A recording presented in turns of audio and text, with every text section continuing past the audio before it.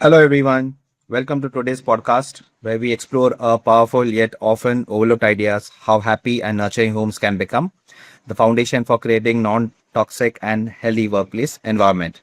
Today's podcast is presented by SR Global HR Solutions. We are an HR advisory firm where we help organizations to streamline recruitment, payroll, HR compliance, allowing leadership and HR teams to focus on growth. We support organizations to bring ease, speed, and structure to your HR function.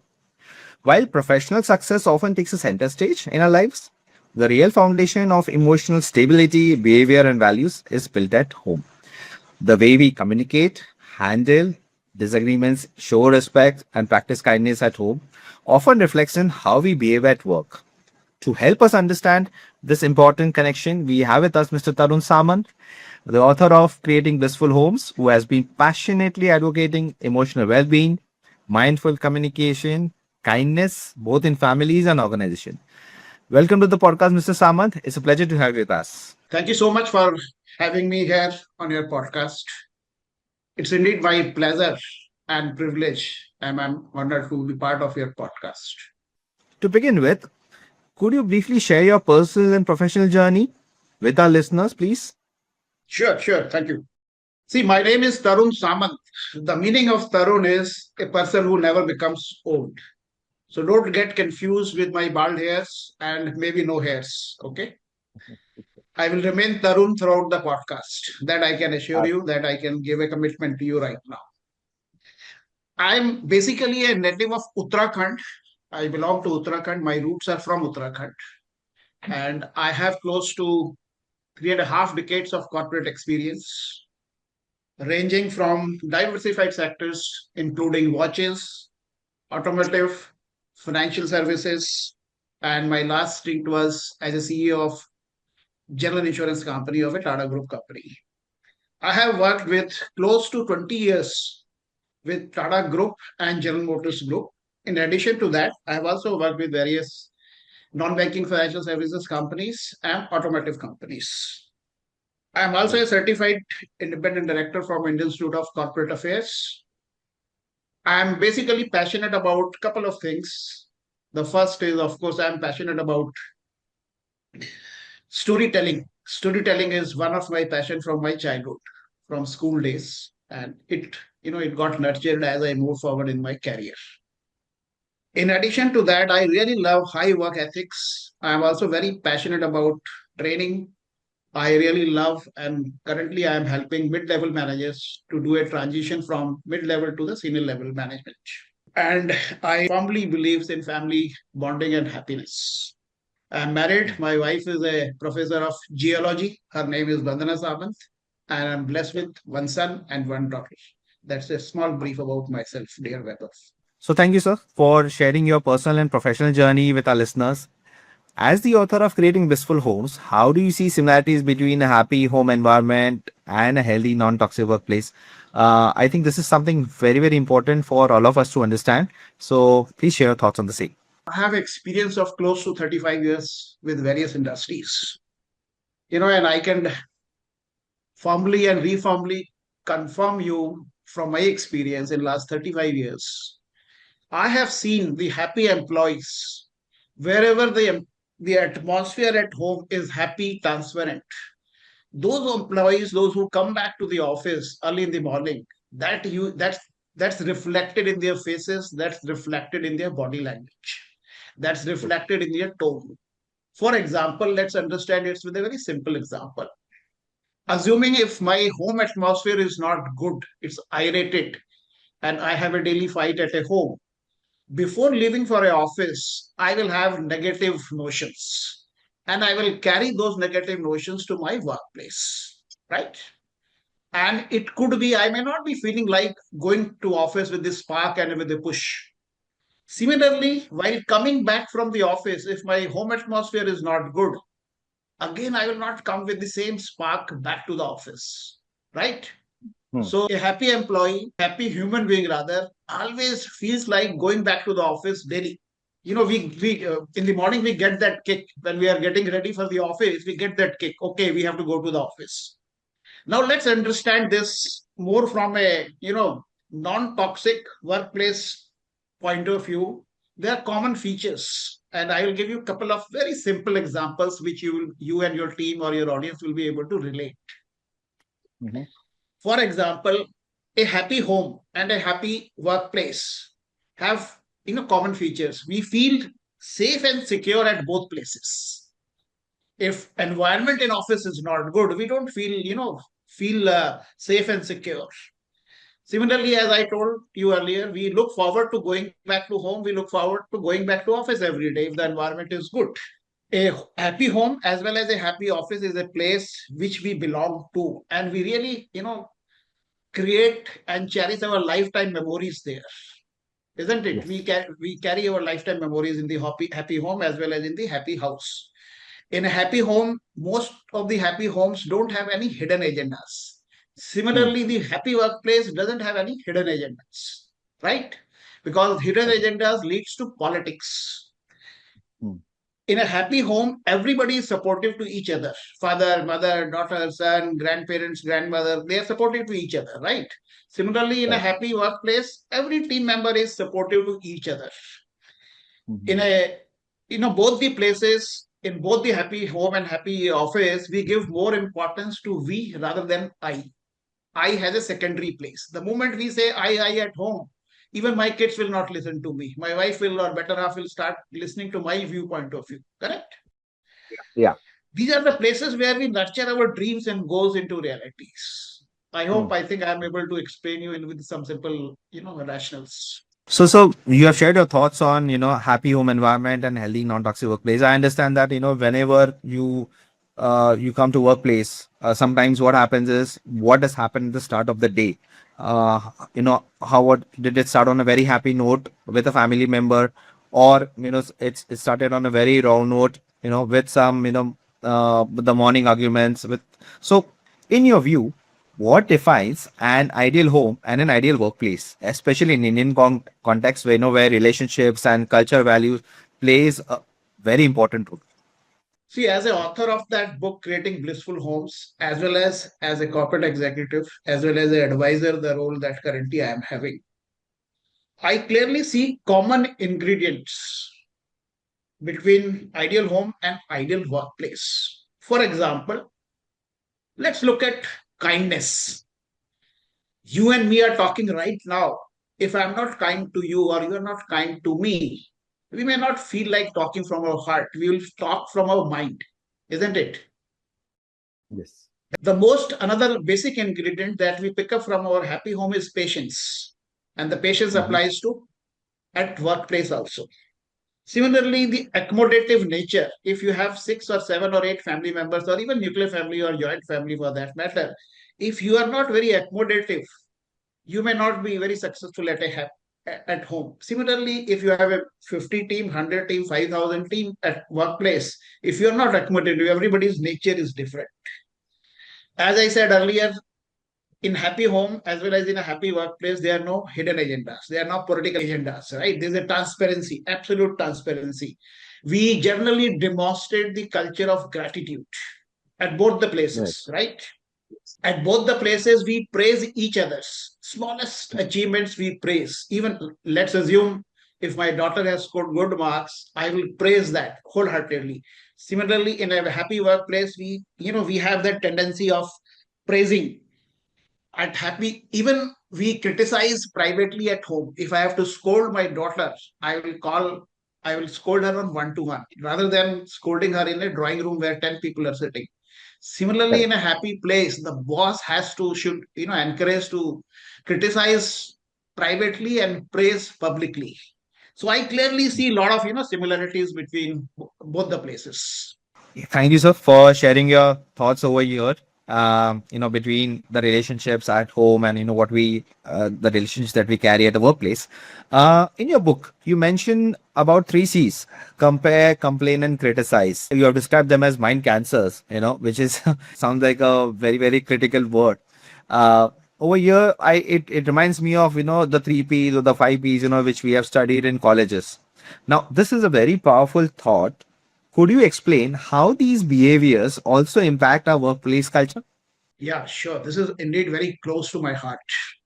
And they are absolutely mind cancers. These three C's, you know, if anybody has to be successful in personal and professional domain, I think one should wholeheartedly accept these three C's to implement the way they should get implemented.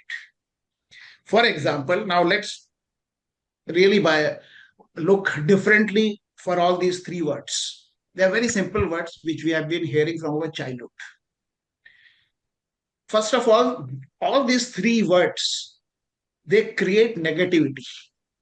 Any of these words create negativity in any environment, be it politics, be it sports, be it office, be it home, be it street, be it anywhere, be it a restaurant, right? If any factor is creating negativity, I don't think that factor should have any deletion. Sorry, that factor will not have any addition, it will have deletion, right? Now let's understand all these three words separately in a more on an office environment. Compare. The moment I compare A employee with a B employee or B employee with a C employee, what I'm trying to do? I'm trying to downgrade one employee. For example, let's take example of SRG. Currently, I'm talking to, let's say, Webhub. Okay. Yeah. Now, if Webhub is there and I am talking to Webhub for the first time, and I was interacting with Yajat from last 3, 4 days or maybe close to a week.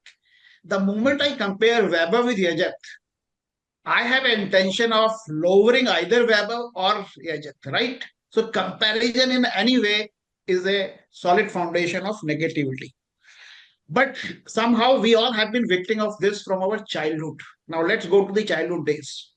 Our teacher used to compare the brightest student with the dull student. The teacher used to compare the marks, the handwriting, the dress, the discipline, the language. The list is very long. Yes. Similarly, our parents used to compare us with the neighbor's child. Yeah. They used to compare us with the siblings, whether on academic, whether on sports, whether on etiquettes, again, whether on discipline. So we have been victim of this comparison. So comparison in the office environment is no one gains during the comparison. Nobody will gain. No one gains during the comparison part, right? Now let's understand complaint. What is complaint? If I have to explain to a small kid or a layman what is complaint, complaint is an indicator of not getting adequate attention. That's the first indication that you are not getting. That is why we complain, right? When we go Yeah. to the restaurant, if the dish is not good, or when we go to the restaurant, if the waiting time is more and somebody is getting food faster than us, we immediately complain to the manager. That means we are not getting adequate attention there, right? So Yes. complaint is the indicator of not getting the adequate attention or highlighting. Let's look from the child philosophy. He or she basically complains that he or she needs more toys, more attention, more love and affection, maybe more chocolate or whatever the dish or favorite that kid would like to have. So, in my opinion, this complaint parts basically again creates the negative environment. Okay. Instead of complaining, we should praise. We should have, there are two things. One is art of giving, one is Hmm. art of taking. We should promote art of giving. We should not complain for if the system is not good. For example, you and I are talking, assuming the light is not good or the sound is not good. I should not complain to you right now. I should request you, my dear Right. friend Weber. I should be on a requesting tone. You will like it, isn't it? You will absolutely Absolutely. like it and you will address that problem. So we should praise and extend more compliments. So this is one part of the complaint. And if you relate this complaint culture from top Mhm. management to the bottom management, same fundamentals apply there also. Now let's look at criticize. Criticism is again one indicator, which is an indicator of insecurity. The moment Hmm. I feel insecure, I start criticizing somebody else. And the moment the person who is criticizing somebody else, let's say if I'm criticizing Vaibhav, for example, and Vaibhav, don't take it that way. I'm not criticizing you right now. You can Let's take say it. if I'm criticizing Vaibhav, what I'm trying to do, I am basically trying to create that environment. I'm better than Vaibhav, right? Hmm. The moment Yeah. four friends are gossiping, one friend leaves that group, till the time that all those four friends are there, they will be talking positive about all the fours. The moment one friend leaves that group, those three starts talking negative about that friend. So they are Correct. basically trying to indirectly, the criticizer is complimenting himself or herself. So thank you very much for sharing the light on three C's. So, what would be your top three suggestions for managers and leaders who want to consciously create more peaceful, respectful, and collaborative work environment? Because this would definitely reflect on and socially building the relationships at office. Also, at the same point of time, increase teamwork, increase productivity, and at some point of time, it will also reflect on positive balance sheet as well.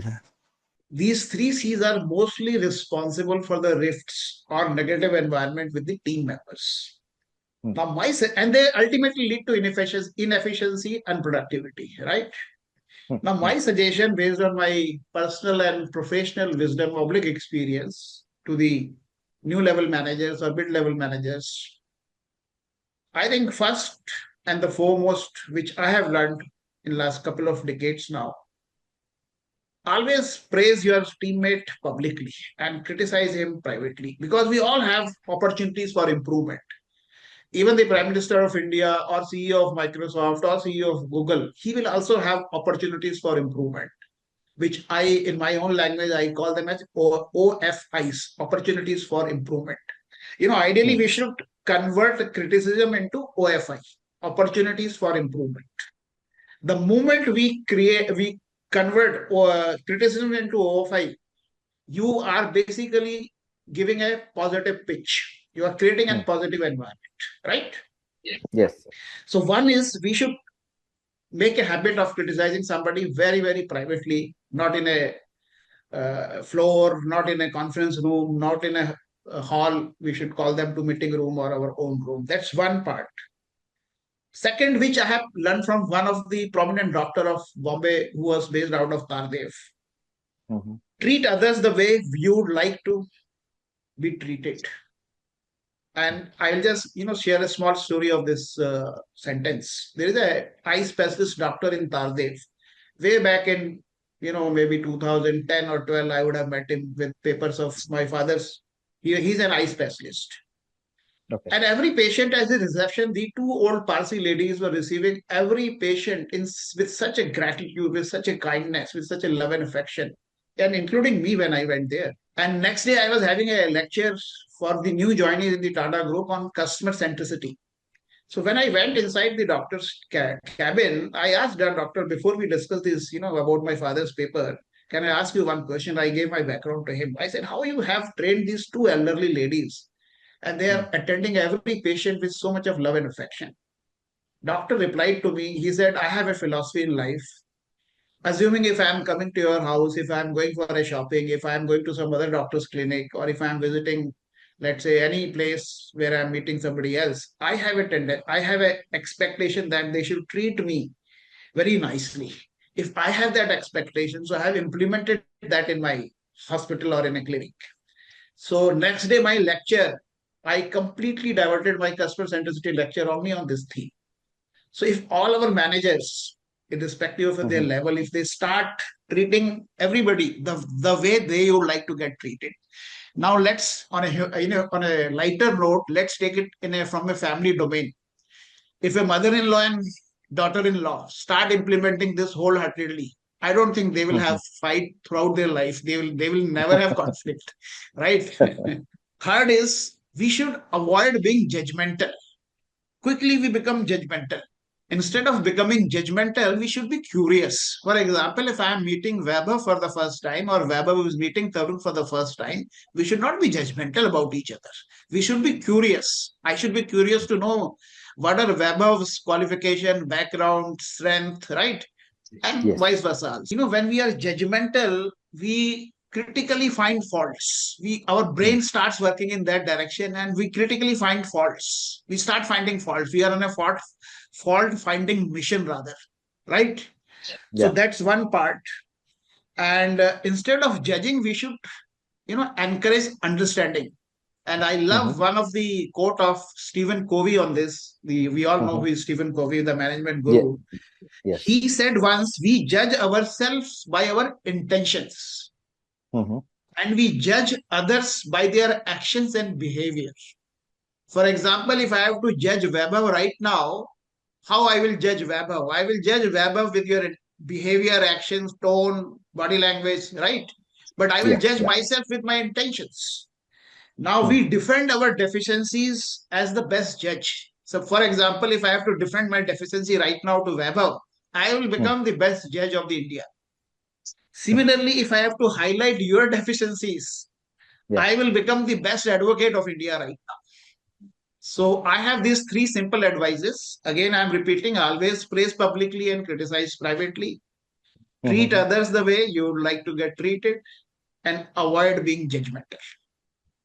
So you have often emphasized on importance of kindness. What is your personal philosophy about practicing kindness in professional environment where the pressure really high? Because any industry, any sector, the pressure is high, whether it is a front end job profile or a back end job profile. So please share some light on this as well. See, I am personally a firm believer, not only at workplace, even at home. Kindness always wins. There is no Hmm. substitute of kindness. And we should make it a habit to respect people, irrespective of their qualification, irrespective of their designation, is irrespective of their position or title or whatever we can call it. For example, I'm religiously practicing this now for more than 2 decades. I Mhm. give the same respect to the security guard of a corporate building and the same respect to the managing director of that building because both are doing their job. Yeah. Security guard as well as the managing director, they are having different KRAs or KPI or targets or objectives. But end Hmm. of the day, both are doing their job, right? So Yes. that's one part. And the this culture of the reflection of kindness comes when we really practice that. Oh, I should not. If I have to give respect to Vaibhav, I should not have Reena Madam versus Sheena Madam in my mind. No, no, I will give more respect to Sheena because Sheena is more senior to Vaibhav. The moment I have that DNA in my mind, I am spoiling the culture of the organization, right? Basically, our positions, ranks, titles, these are all temporary.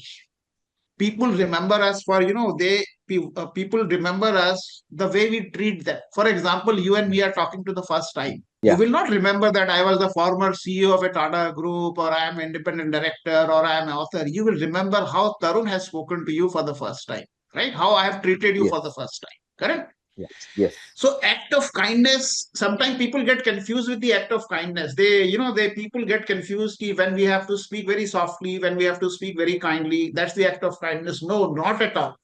The act of kindness can be demonstrated through various ways. For example, bring a small treat for your team. Even chocolates, 120 rupees chocolate packet, getting them Cadbury candies or treats is a small act of kindness. Then, for Mhm. example, offer a coffee to your colleague. It's an act of kindness. Another example could be simply smile and greet everybody. It's an act of kindness, right? Say thank you note Yes. if somebody is doing good. Write small a thank you note. I love Hmm. writing thank you notes. In fact, just to tell you, this conversation is a trigger of my thank you note to Sheena. Hmm. When I have written a note on LinkedIn on 8th March on International Women's Day, she complimented me for my note. Then she Okay. shared a small Instagram videos which she has shared, which she has uploaded in the Instagram. When I Hmm. heard that video of Sheena Madam, I really wrote a nice note to Madam. She said, "Wow, Okay.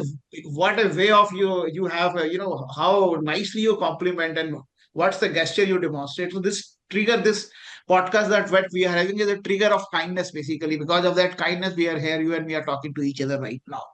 Now, for Very example, good. in our team we have a lot of colleagues, those who are having expertise on a subject, somebody is good in analytics, somebody is good in IT, somebody is good in Hmm. communication. So if Hmm. we are highlighting that in a public place or in a meeting, that's an act Hmm. of Hmm. kindness. Inviting a new employee for a cup of coffee or a lunch is an act of kindness. So I Right. firmly believe that being honest, Hmm. remembering Hmm. names, remembering details, there is a huge list for that. For example, Hmm. listening truly. If I'm talking to my teammate, listening to that teammate wholeheartedly is an act of kindness.